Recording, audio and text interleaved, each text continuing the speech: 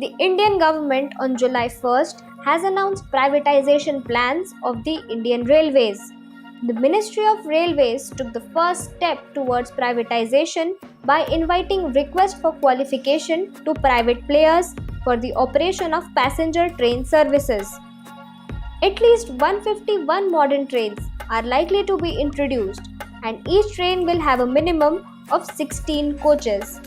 The ministry said on Wednesday that the objective of this initiative is to introduce modern technology rolling stock with reduced maintenance, reduce transit time, boost job creation, provide enhanced safety, and provide world-class travel experience to passengers.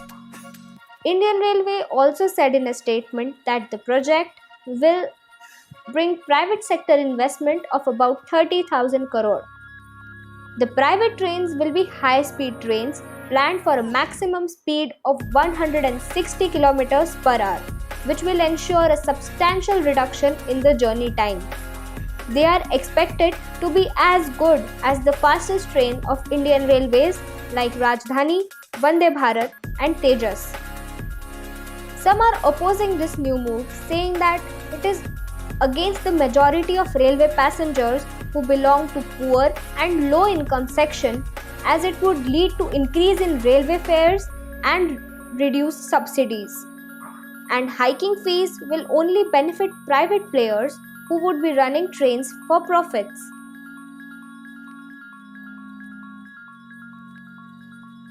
After India's digital strike, which banned more than 60 Chinese applications including TikTok, UC browser and WeChat, the Chinese retaliated by banning Indian news channels and websites. It is a strike to conceal information from the Chinese public about the existing tensions between the two countries. Earlier this week, India sought help from Russia and bought fighter jets and missiles to strengthen its defense.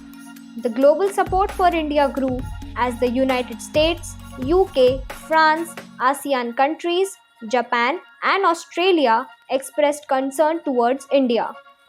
Whereas it is predicted that Pakistan, China, and Nepal might form an ally against its neighbor, India. Paramilitary troops and defense artilleries were deployed near LAC as tensions continue amid diplomatic talks. On Friday, Narendra Modi, along with Chief of Defence Staff Bipin Rawat and Army Chief General MM Narbane, visited Ladakh and interacted with the soldiers of ITBP and Air Force. The Prime Minister also met the injured soldiers of the Galwan Valley clash and praised their heroism and bravery.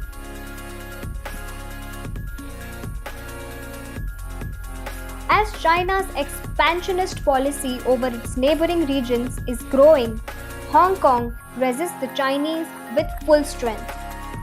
The Chinese security law, which is implemented in the region from start of this month, is witnessing large pro-democracy protests. More than 370 people were arrested on the very first day. A man holding placard of Liberate Hong Kong was accused with the charges of terrorism.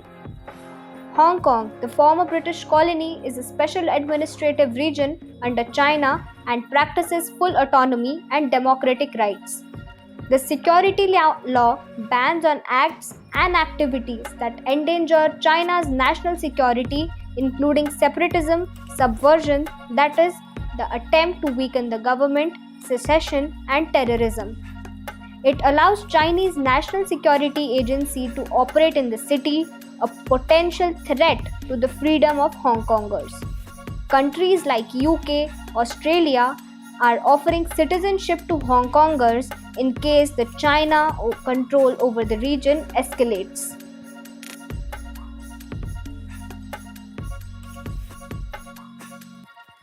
Five police officers in connection to the deaths of father and son in Tamil Nadu custodial death case were arrested and charged with murder on 1st of July.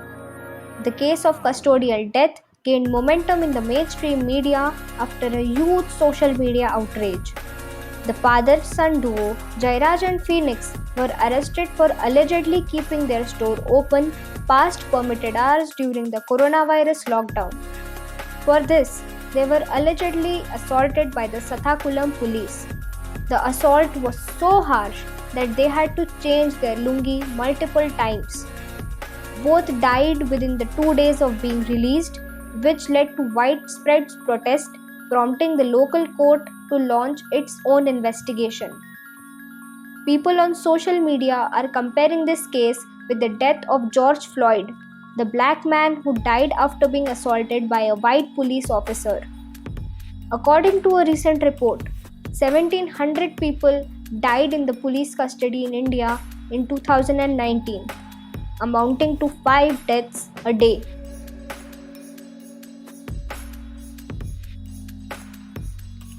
The Delhi Chief Minister Arvind Kejriwal on Friday opened Delhi's first plasma bank in Institute of Liver and Biliary Sciences.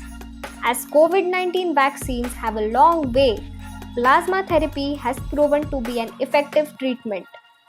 In plasma therapy, plasma is extracted from the blood of COVID recovered patients, which contain virus fighting antibodies, and is given to the infected patients to strengthen their immune response.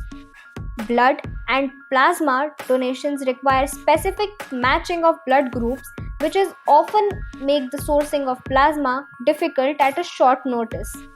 The therapy only has a small portion of people eligible to donate. Therefore, Kejriwal has appealed to the COVID recovered patients who haven't showed symptoms in the last 14 days to donate, as well as the healthy individuals above 50 kg from age of 18 to 60. Delhi currently has 26,000 active cases, and the government plans to open more banks based on the success of the newly opened plasma bank.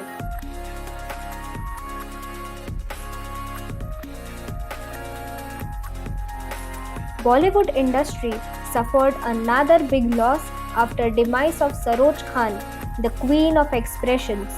The iconic choreographer, who was popularly known as Master G, departed this life at the age of 71 due to cardiac arrest on 3rd of July in a Mumbai hospital.